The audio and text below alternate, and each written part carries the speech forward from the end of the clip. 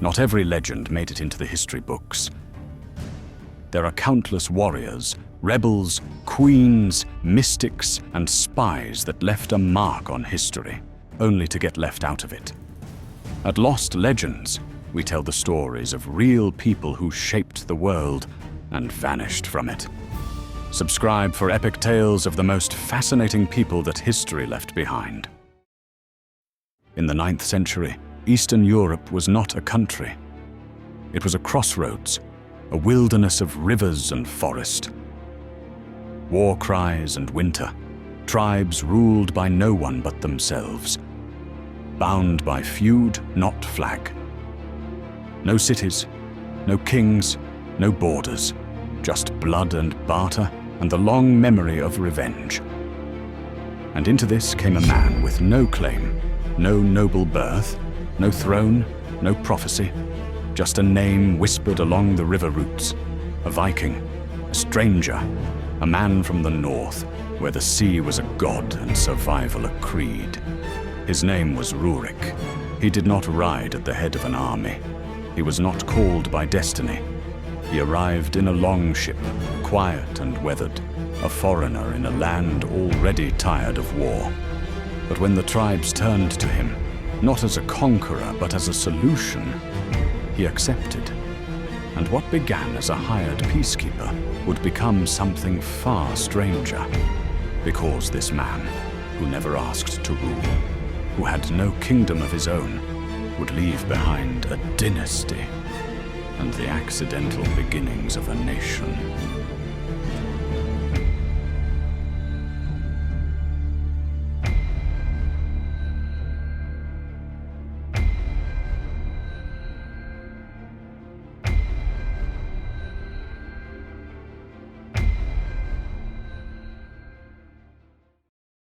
Rurik did not set out to become a ruler.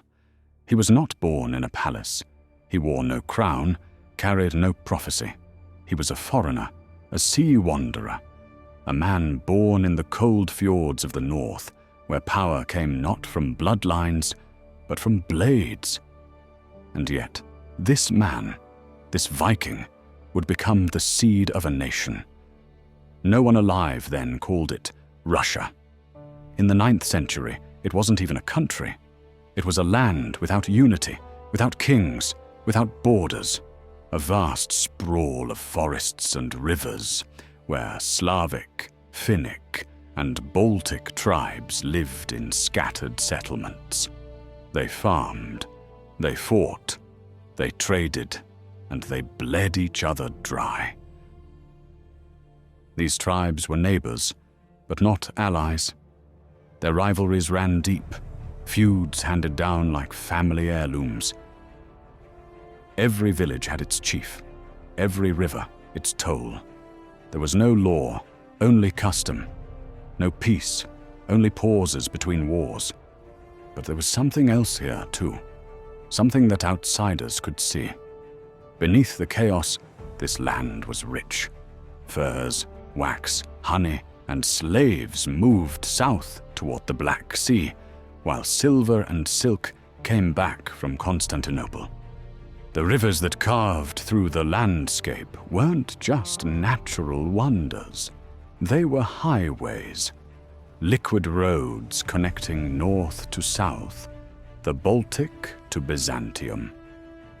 And into this world came the Varangians. These were Norsemen, Vikings from modern-day Sweden and beyond, who sailed not west toward England, but east, deep into the Slavic heartlands. Some came to raid, some to trade, others to serve as mercenaries. They were feared and welcomed in equal measure. Rurik was one of them. By the time he appears in the record, he is already known, respected, even feared as a leader of men. He was not the only Viking in these parts, but he was different, calm, calculating, a man who understood that a sword can build a throne, but only if it is sheathed at the right moment. The legend says this: the local tribes, exhausted by their own civil wars, gathered together, and did something unthinkable. They asked the Vikings to rule them. The words echo like something out of a fable. Our land is great and rich, but there is no order in it. Come reign and rule over us. It sounds absurd, but it wasn't a surrender. It was a survival strategy. The Slavs were not fools. They were tired. The feuding had reached a fever pitch. They needed someone, anyone, who could bring order. And Rurik, this iron-disciplined outsider, seemed to them less dangerous than the chaos they already knew. So Rurik accepted. Or perhaps he took what was already there for the taking. Either way, in the year 862, according to the oldest surviving chronicles, he made his way to a place called Holmgard, soon to be known as Novgorod. He did not arrive as a conqueror in fire and fury. He came with warriors, yes, but also with structure, with order. He planted something the region had never truly known, a stable center. From Novgorod, Rurik began to govern, quietly, strategically. He brought with him Norse laws and customs, but adapted to local ways. He installed loyal commanders in nearby towns. He built defenses. He established tribute routes along the rivers. And in doing so, he began, almost accidentally, to unite a land that had never been united. What makes Rurik's story so strange is not how much he wanted power, but how easily it came to him. He didn't seek to build an empire. He didn't carve his name into monuments. He simply stepped into a void and filled it. And though he may not have known it, the footsteps he left behind would shape the future of an entire civilization. A wandering Viking, a broken land, an invitation that may or may not have been real.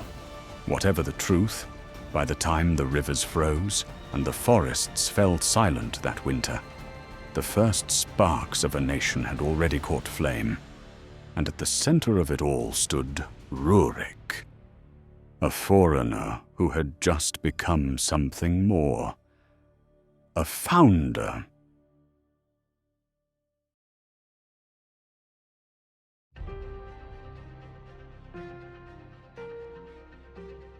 Rurik did not come to conquer, but when he stepped into Novgorod, he found himself at the center of a slow-burning storm. A city of sharpened tensions and unspoken hopes. The people who greeted him were not subjects. They were survivors, tired of betrayal, exhausted by tribal wars, and desperate for a hand that could steady the wheel. So he gave them one. He did not rule with spectacle.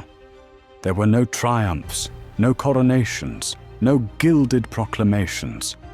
Rurik ruled like a man who knew the cost of chaos, who understood that building something lasting meant starting in the mud. Novgorod was just a trading outpost when he arrived.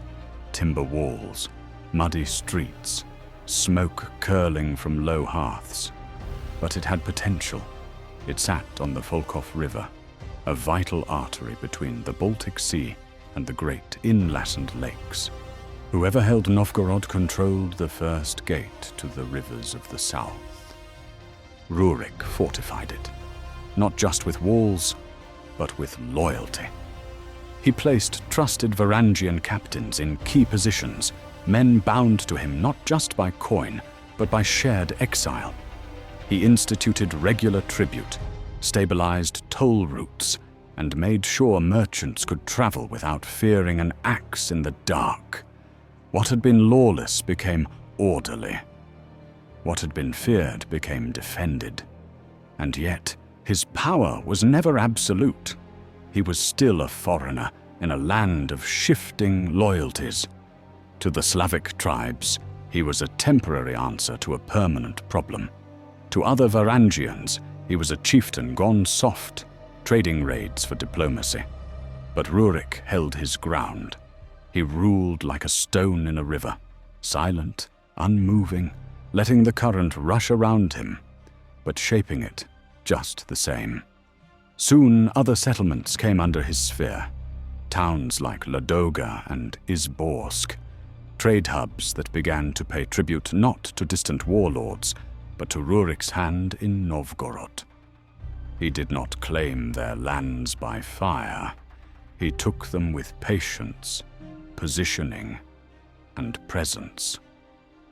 And slowly, what was once a scattering of rival territories began to act like a single body.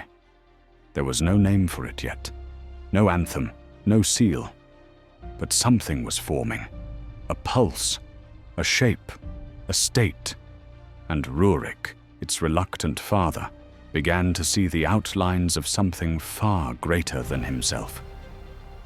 He was not without challenge. There were other Varangians who envied his influence, Slavic chieftains who bristled at foreign rule, old blood feuds that threatened to reignite. But Rurik did not flinch. When two of his own men, Askold and Der, broke ranks and sailed south to seize Kiev on their own, Rurik did not retaliate. He waited, watched, measured the world not in battles, but in moves, because while others chased glory, Rurik was building infrastructure, a network, a system, and behind the wooden walls of Novgorod, something else was stirring. A child. Rurik had a son, Igor, still too young to rule, too fragile to carry the weight of rising territory. But Rurik, ever the strategist, prepared a future beyond himself. He appointed a regent, a war leader, a man named Oleg, kin by blood or bond, a fierce commander with a cold mind.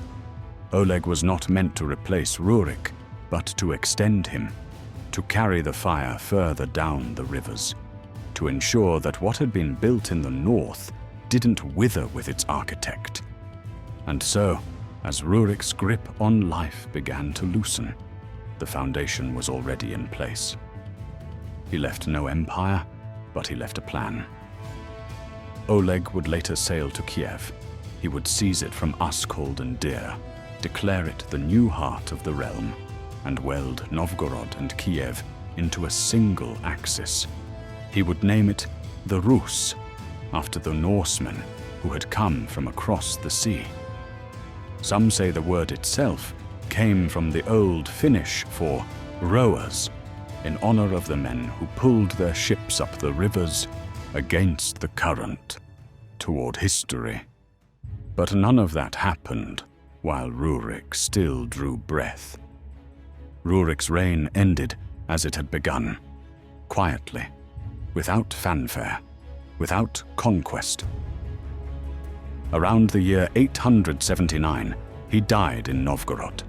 No saga tells of how, no bard sings of his passing, but the silence he left behind spoke volumes, because by the time the ground froze over his grave, a dynasty had already begun to rise.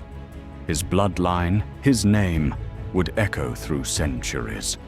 The Rurikid dynasty would rule the Slavic world for over 700 years, through wars, alliances, invasions, and coronations, from wooden forts to golden thrones.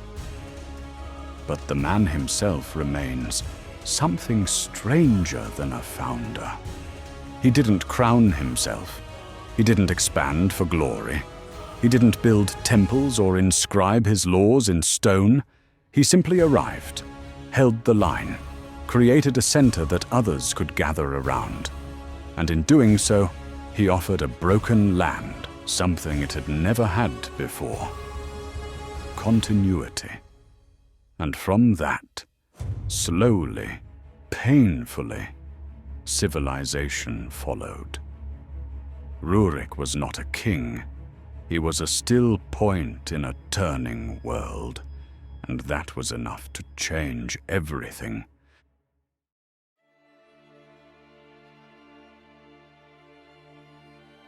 There was no blaze of glory, no final battle, no dying speech etched into stone.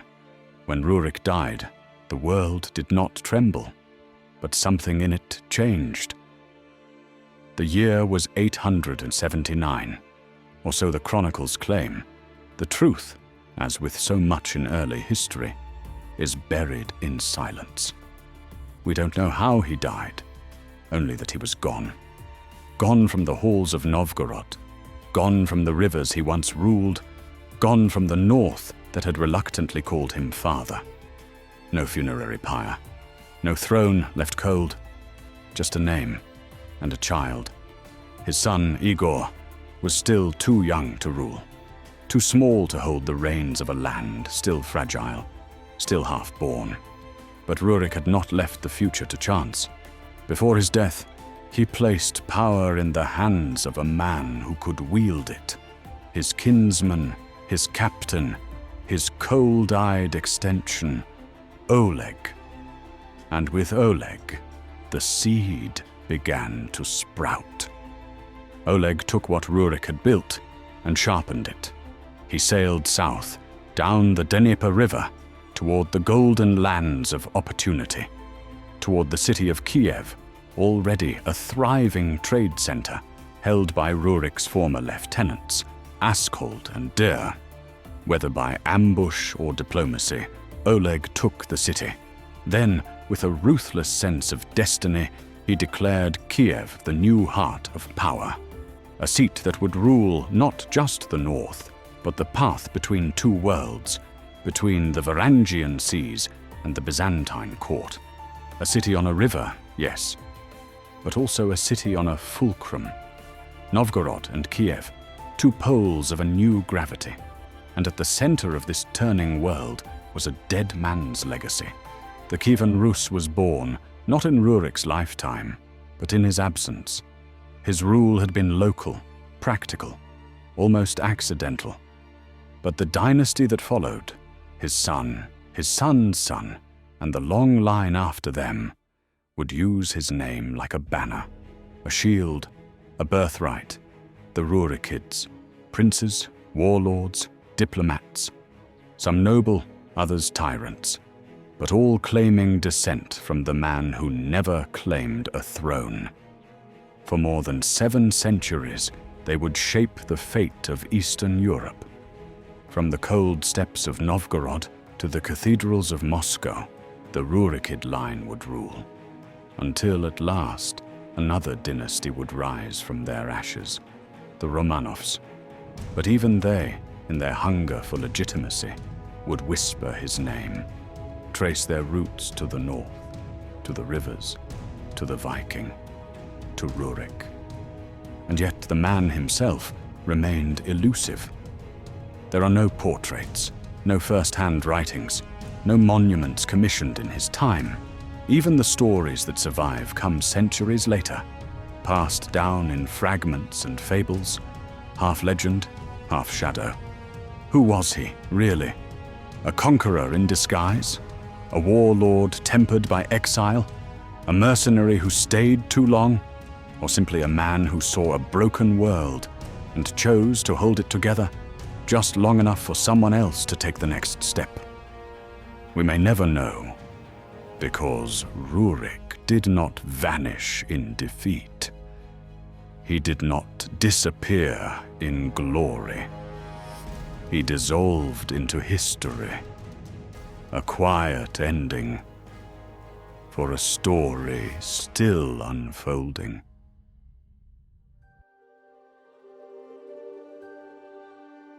History often remembers the loudest men, the conquerors, the kings crowned in blood, the revolutionaries with fire on their tongues and armies at their backs.